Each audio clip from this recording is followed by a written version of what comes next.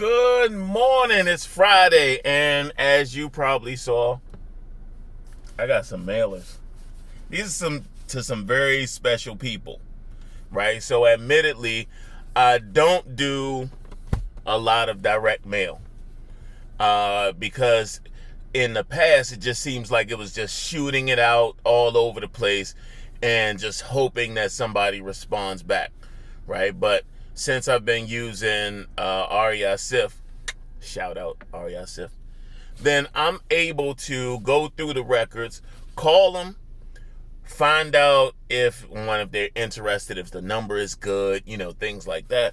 But one of the most powerful things that I've been doing is I run the skip trace twice, right? So I run it once through the first service I use, and if you're looking for skip tracing, look at my previous video where I go through like the benefits of some of them and even offer some free options, right?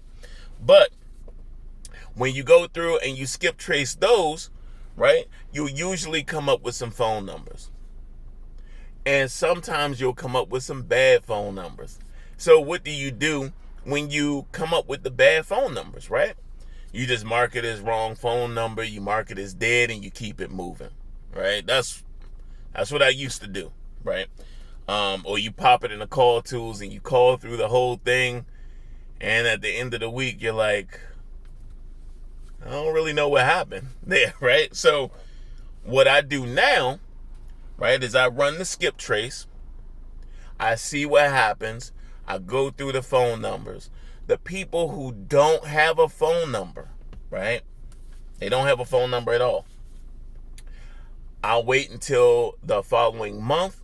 I'll pull all the properties that were skip traced but do not have a phone number, right? And I'll run that through a second skip. When I run that second skip, if those come back with no phone numbers again, that's when this happens, okay? And also they have to be pretty nice properties, right? So properties are perfect, aren't like really beat up, right? But does fit your buying criteria of what you're looking for in the particular area. So these are the people who, one, they were skip traced twice and no phone numbers came out, or two, is that we call them through every phone number that we have, and now they're actually at, we went through all the phone numbers, we texted, we called, we left a voicemail, and we did that 3 to 6 times.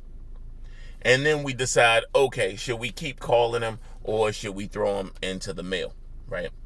So one other thing with the mailers, just so you guys will know, is that in the past I've done the envelope size, like the invitation size envelopes, right? In order to kind of look like a wedding reception or something like that, in order to catch their attention, right? The one thing about marketing is all about getting their attention. Check these out. I mean, like, how could you not, right? So once they get these, I feel like this is going to be a higher chance of them opening these. These are very hard to ignore, and the main thing is just to get noticed, right? So I'm headed over to the to the post office. Going to drop these off, see what else is over there for me, if I have anything in the box, and go from there. But this is it, guys. All right, talk to you later.